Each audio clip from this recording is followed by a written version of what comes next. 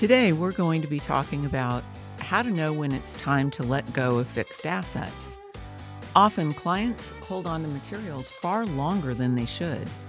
Sometimes it's because the stuff has been around for so long they don't even see it anymore. And other times, getting rid of it simply isn't a top priority. A deliberate approach to deciding when to let materials go for surplus or for recycling can be productive in a host of ways. You are listening to I Need This Gone Tomorrow, a podcast by Material Management Resources. MMR is a full-service investment recovery firm serving a variety of industries, including oil and gas and utilities. On this podcast, we talk all about investment recovery, which is more than an afterthought.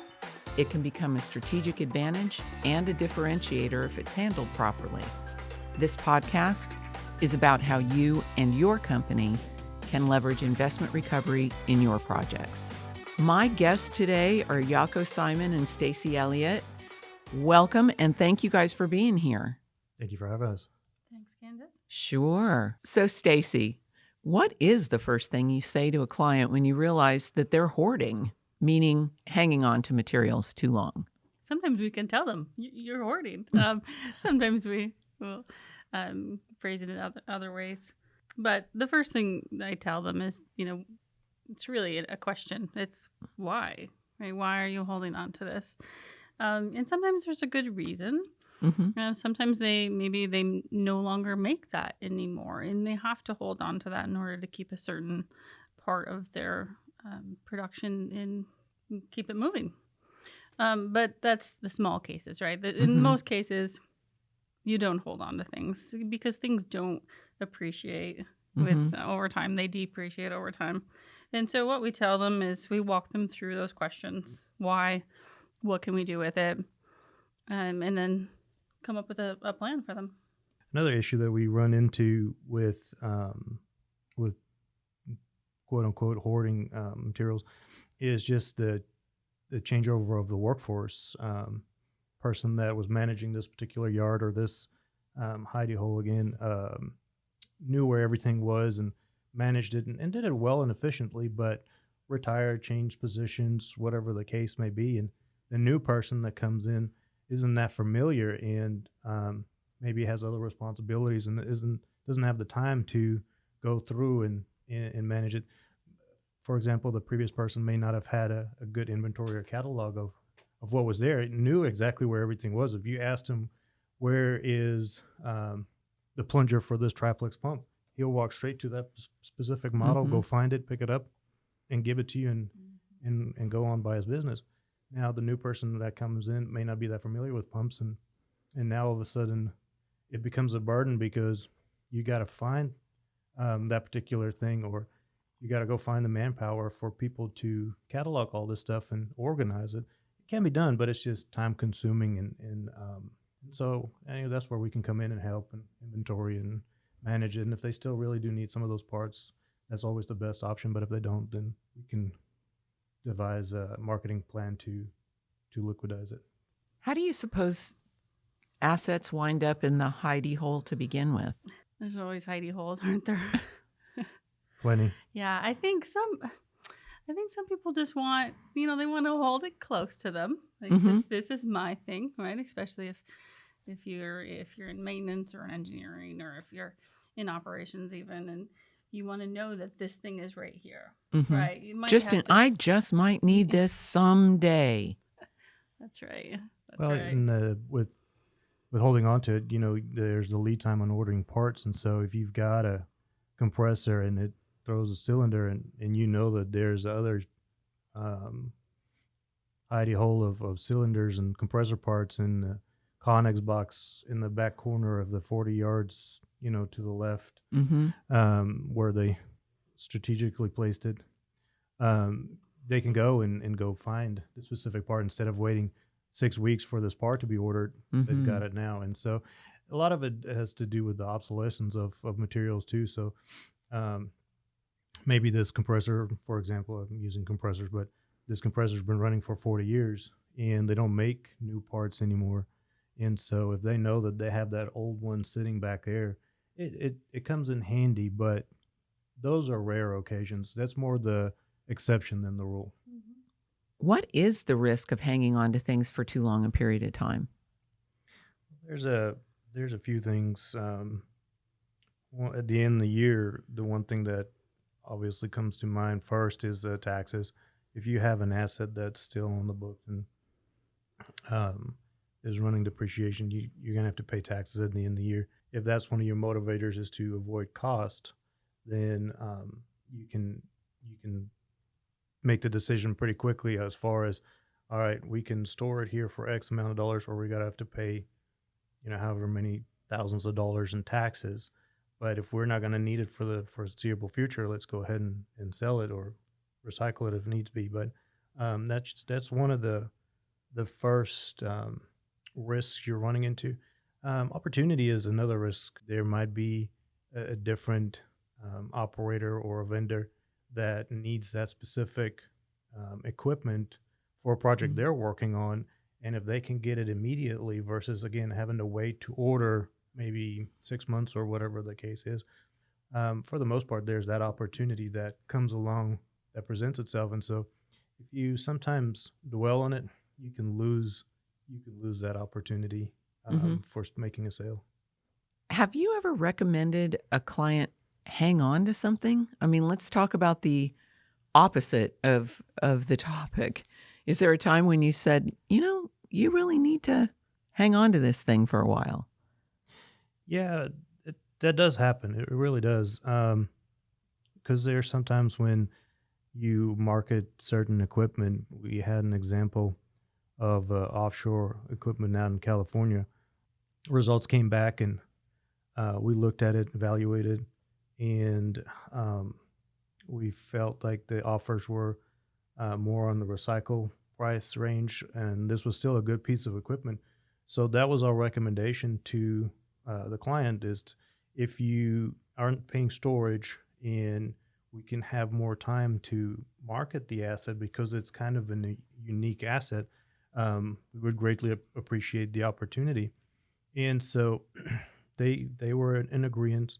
If memory serves me correct, at the end of that project, we I want to say it was 10 times what the initial price was or offer was. And so it needed that time to find the proper project for Mm-hmm. this specific piece of equipment.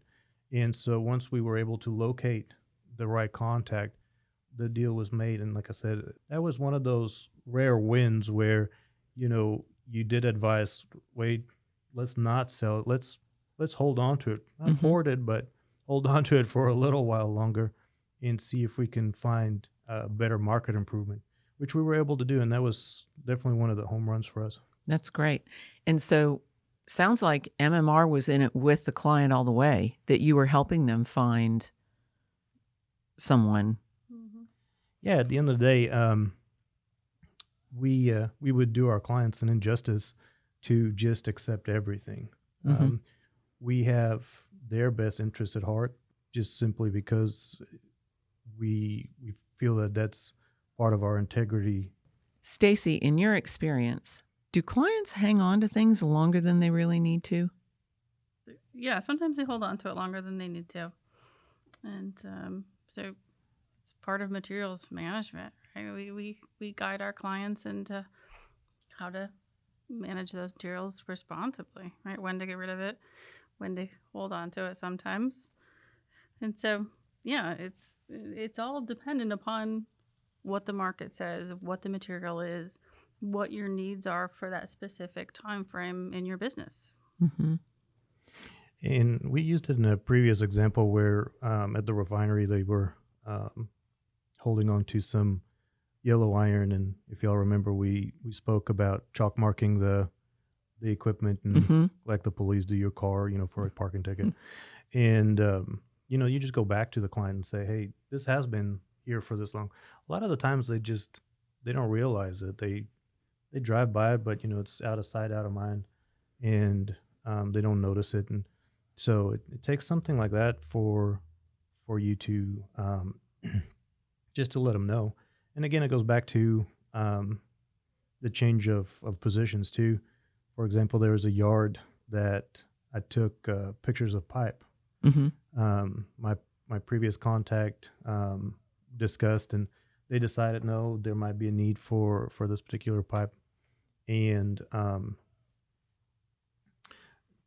think it's about a year later, contexts have changed, and you show the new individuals like, hey, this is still here. Here's the picture I took about a year ago.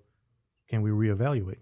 I know that 10 times they'll say, yeah, let's go ahead and let's look at it again, and maybe this time around there might be a need for it to be moved since it had been a year or two. And a lot of times it's also dependent on their policies. Their policy may say, no, we have to have it for a year without moving before we can get rid of it, or 2 years, or whatever the case is. So it just depends on the situation as to where they're at in their decision-making process.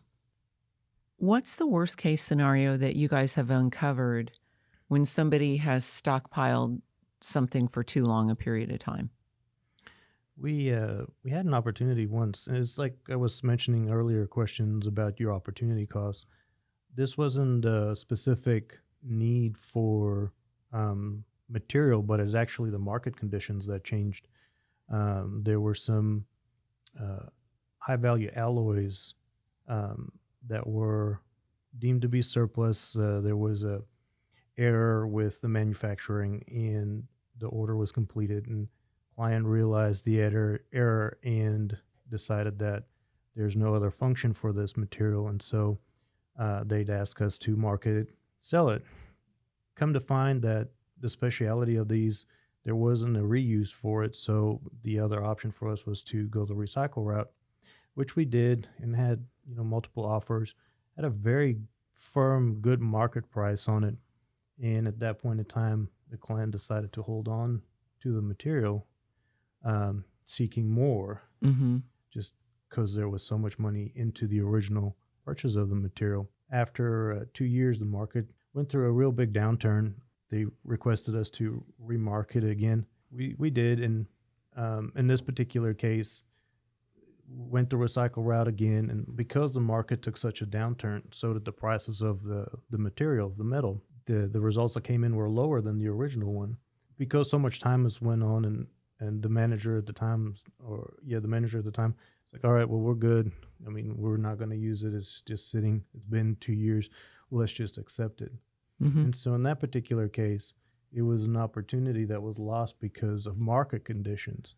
And so there's an example of where holding on to your material wasn't the best decision in that scenario. But again, I mean, nobody can predict the market. Unfortunately, I think if we could predict the market, I would be retiring by now. But we follow the market, though, right? We follow it. We can sometimes see. Well, that's why we make recommendations to our I mean, clients. there's certain trends that, especially in the carbon steel market, you can visit with some of the vendors, and they'll say, all right, the expectation is for it to go up this month, and so it might be a good time to get rid of some of your carbon steel. Well, it sounds like you guys give your clients honest, responsible counsel. It's always up to them ultimately to make the decision. And sometimes when you hold on to something, in the example that you gave, Jaco, it seems like in addition to the decreased market value, there were also costs to warehouse it over a period of a couple of years, or to store it over a couple of years. Paying storage is a big contributing factor to holding on to material. If the material's worth $100,000 and you're going to pay $5,000 a month in storage, I mean, you're going to eat that up in about a year and a half. Yep. So are you going to let it sit for a year and a half and spend $100,000, or are you going to just sell it now and avoid the costs? So storage is one consideration. What other business factors come into play? So what happens about the cost of the material, especially if it's still on the books, is the manager that's overseeing it has an OPEX, which is their operating expense, which is their budget for the year. Mm-hmm. And if their OPEX is $1 million and they have this old piece of equipment that's still on the books for 500, all of a sudden, poof, there goes half their budget for the year. And so that's a very big contributing factor for materials staying where they are, because that's probably one of the main things we struggle with, is to say, excuse me, yeah, go ahead and get rid of it. But who am I to tell this guy that has this little bit of a budget, hey, go ahead and get rid of it, because what else are you going to do with it? And they're like, nope, I'd rather pay the tax or the depreciation on it for my budget this year Then take the hit on it. Right, because you're taking, 10 or 20% hit on the value with taxes and everything else versus all of it. Mm-hmm. How does MMR help clients have the confidence to let go of surplus materials? I think we as MMR give the clients confidence because we look at it from what's best for them. We give open and honest discussion of what's best for them. Should you keep it and reuse it? Should you send it to another one of your refineries or your units in another location? We're open and honest about what we think we can get as a return. Most of our clients will want, right, either an expected return, right, or a fair market value, as we call it. So they want to know that normally before we even list it for sale. And so we do the best we can, right? Sometimes it's really hard, especially if it's something specialized, and we never know what's going to come with us. So sometimes it's so specialized that's very hard. But I think we can give them confidence because we've been doing this for a long time, right? And we have their best interests at heart, truly. Also, one of the things that we do is go back to the fundamentals, and I believe it was our very first podcast to help our clients make a decision as far as the materials is concerned. You go back to your 7 R's. You go to the reuse, recondition, return, resell, reclaim, recycle, and remove. That's a great just process flow to help them make that decision. It's like, all right, can we reuse it? No. Can we recondition it? Possibly. And so you follow those steps, and that goes back to the fundamentals of investment recovery. And it's always a good thing for the clients to go, and for ourselves too, is to sit back and just look at the big picture and then zone in on those 7 fundamentals. And that a lot of the times helps them make the decisions like, all right, well, we can go through the first 3 and then come to resell. It's like, okay, we've exhausted the first 3 best options. Let's go with number 4. It comes down to what's best for the client, and it's not always what's best for MMR. And that's fine with us because we're here to help through all of those R's, right? All of the R's of investment recovery. Absolutely. That's why that's why it's listed in that numerical order. And that's the first one we always recommend is reuse. You already spend the money. Go ahead, see if you can redeploy it. Let's summarize what we've talked about today. First, hiding places exist. They are not always in a warehouse, and they're not necessarily bad. They just need to be managed well. If you struggle with when to let materials go, ask an expert for help. We want to thank our guests, Stacy and Jaco, for sharing their time and expertise with us today. To learn more about material management resources and how we can help you responsibly handle surplus materials, visit us online at materialmg.com.